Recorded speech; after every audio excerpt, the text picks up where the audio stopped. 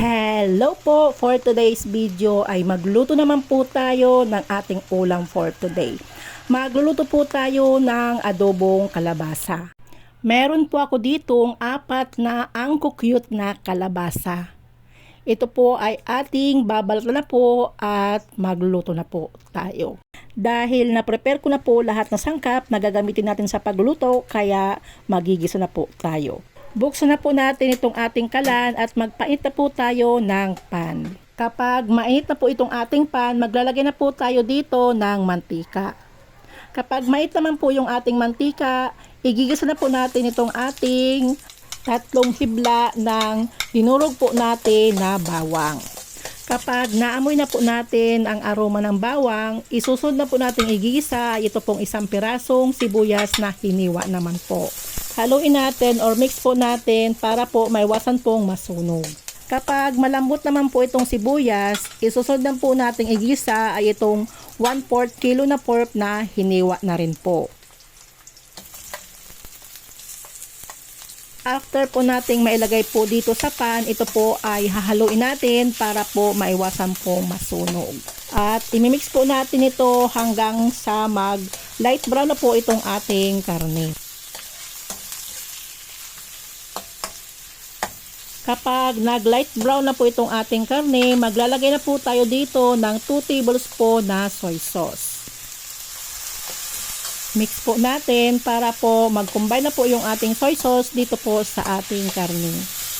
At maiwasan na din pong masunog po sa ilalim.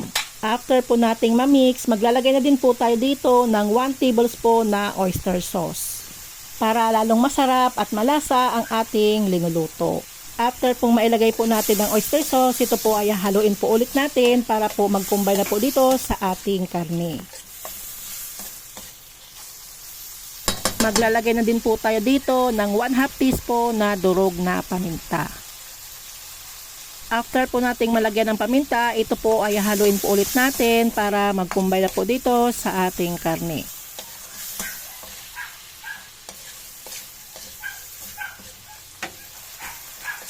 Maglalagay na din po tayo dito ng 1 cup na tubig para po pangpakulo or pampalampot po dito sa ating karne. After po nating malagyan ng tubig, ito po ay hahaluin po natin ng konti. At pagkatapos po nating mahalo, ito po ay tatakpan muna po natin para palambutin po itong ating karne. Kapag kulong-kulo na po itong ating karne, ito po ay bubuksan muna po natin at imimix po para po maiwasan pong masunog sa ilalim. Kailangan po natin itong paminsan-minsan ay hahaluin para po maiwasan pong masunog. At syempre, magpapasalamat din po tayo sa nagbigay po ng ating ulam for today. Salamat po ate and kuya. Maglalagay pa po ako dito ng seasoning kasi po medyo natatabangan pa po ako. Depende po yan sa inyo, pwede rin pong asin ang ilagay nyo kung ayaw nyo po ng seasoning. Mix po ulit natin hanggang sa mag-combine na po yung lahat na sangkap na linagay po natin. Dahil hindi pa po malambot po itong ating karne, kaya tatakpan po ulit natin at papakuluin hanggang sa lumambot na po itong ating karne. After ilang minutes na pagpapakulo, ito po ay bubuksan na po natin para po i-check kung malambot na po yung ating karne. Papahinaan po natin ng konti itong ating apoy dahil medyo malakas po, para po maiwasan pong masunog. Haluin muna po natin bago po natin ilagay yung ating kalabasa. Dahil luto na po itong ating karne at malambot na po, kaya ilalagay na po natin itong hiniwa po natin na kalabasa. Ito po palang kalabasa natin ay hiniwa ko lang po ng pa-cubes. Depende na rin po yan sa inyo kung ano pong gusto nyo na hiwa ng kalabasa. After po nating mailagay po itong kalabasa, ito po ay hahaluin natin hanggang sa mag-combine na po dito sa ating karne. After po nating ma-mix, tatakpan po ulit natin para po palambutin po itong kalabasa naman po. After ilang minutes naman po, buksan po ulit natin para po i-mix po ulit ito para nga po maiwasan pong masunog sa ilalim. At heto na po ang ating linuluto na adobong kalabasa. At parang lalong masarap itong ating adobong kalabasa, kaya maglalagay po tayo dito ng isang pirasong siling haba.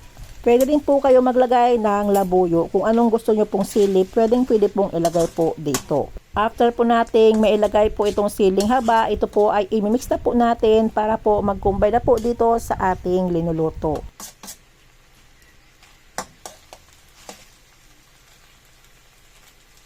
Dahil luto na po itong ating adobong kalabasa, kaya i-off na po natin itong apoy.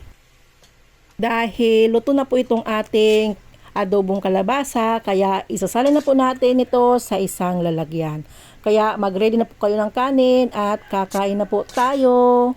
Habang nasalin po ako nito, sa mga hindi pa po nakapag-subscribe sa aking channel, pa-subscribe naman po, pa-like na din po at pa-click na din po ng notification bell para parati po updated sa bagong video ko pong i-upload. Salamat po. At heto na po ang ating adobong kalabasa.